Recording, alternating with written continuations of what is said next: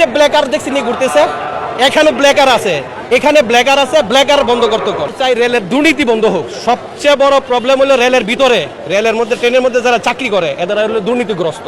ট্রেনের মধ্যে বিনা টিকিটে লোক থাকবো 99%, সব এই যে অ্যাটেন্ডেন্স টিটি মিললে এই 100 টাকা করে লইব, লইলে এই যাত্রী নিয়ে যাবে। এগুলো বন্ধ করতে সরকারের কাছে অনুরোধ জানান। ব্রাহ্মণবাড়িয়া যাবো ভাই, প্রায় আধা ঘন্টা হয়েছে। না, এই যে লাইন তো পাই না, দেখেন না, এখানে আনসার থাকার কথা, লাইন সিস্টেম দেওয়ার কথা, কিন্তু কোনো সিস্টেম নাই। যার মনে যেভাবে যাইতেছে কোনো সিস্টেম নাই, যার মনে যেভাবে যাইতেছে যাচ্ছে সামনের দিকে।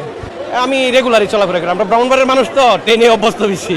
ছোট্ট সিস্টেম একটু ভালো দেখা যাইতেছে। অন্য বছর তো এভাবে লাইনে দাঁড়ায় ঘন্টার পর ঘন্টা দাঁড়ায় টিকিট পাওয়া গেছে না, লাইনই পাই নাই, সিস্টেম লস দেখাইছে। এখন দেখি শেষ পর্যন্ত যাই কি হয়, ট্রেন টিকিট পাই কিনা, যাইতে পারি কিনা। দোয়া করেন যাতে ট্রেনে একটা টিকিট পাই। চাই রেলের দুর্নীতি বন্ধ হোক। সবচেয়ে বড় প্রবলেম হলো রেলের ভিতরে, রেলের মধ্যে, ট্রেনের মধ্যে যারা চাকরি করে এদের হলো দুর্নীতিগ্রস্ত। 100-র মধ্যে 99 হলো দুর্নীতিগ্রস্ত। ট্রেনের মধ্যে বিনা টিকিটে লোক থাকবো 99%, সব এই যে অ্যাটেন্ডেন্স টিটি মিললে এই 100 টাকা করে লইব, লইলে এই যাত্রী নিয়ে যাবে। এগুলো বন্ধ করতে সরকারের কাছে অনুরোধ জানান।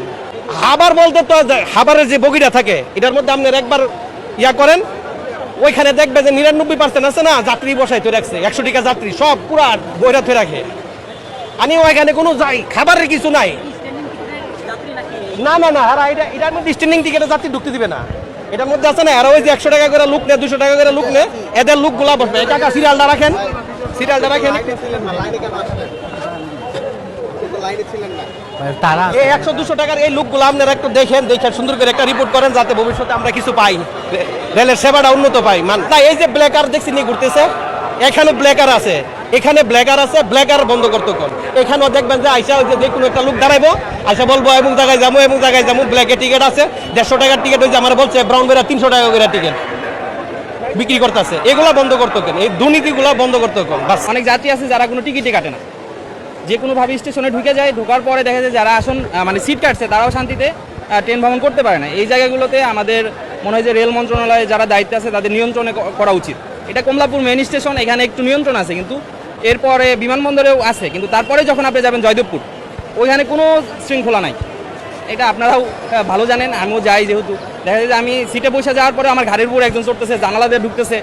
এটা আছে, যেহেতু যাত্রী চাপ বেশি, এটা হবে, এটাই স্বাভাবিক। আর ঈদ সো মানে সবাই বাড়ি যাবে, সবাই উৎসব করবে, সব কিছু মেনে নিতে হবে। আগামী ট্রেন ব্যবস্থা আমাদের যেহেতু নতুন সরকার ক্ষমতায় আসছে, ট্রেন ব্যবস্থা আরও উন্নত হবে ধীরে ধীরে। আমাদের যদি ট্রেন হয়, যে মোনোরেলের কথা বলছে মাননীয় প্রধানমন্ত্রী, তারপরে আমরা যেহেতু রাজশাহী অঞ্চলের মানুষ, আমাদের যেহেতু নতুন একটা সেতু হয়েছে, এখন ট্রেনের চাপ যতই থাকুক তারপরে কিন্তু এখন আমরা খুব তাড়াতাড়ি যাইতে পারতেছি। তো আমার মনে হয় যে আমাদের যে ট্রেনের সংখ্যা আরও বাড়ানো উচিত। যেমন বনলতা, 1:30 বনলতা, তো আমার বাড়ি যেহেতু রাজশাহী অঞ্চলে, সিরাজগঞ্জে কোনো স্টপেজ নাই, তো বনলতা আমাদের সব ট্রেন আমাদের সিরাজগঞ্জ হয়ে যায়, কিন্তু আমাদের ওখানে স্টপেজ দেয় না। তো সেই জায়গায় আমি দাবি করব যে বনলতা এবং যে বড় বড় যে ভালো ভালো উত্তরবঙ্গের ট্রেনগুলো আছে সব যেন সিরাজগঞ্জে অবশ্যই দাঁড়ায়। ঠিক আছে, এটা হলো সিরাজগঞ্জবাসীর পক্ষ থেকে আমার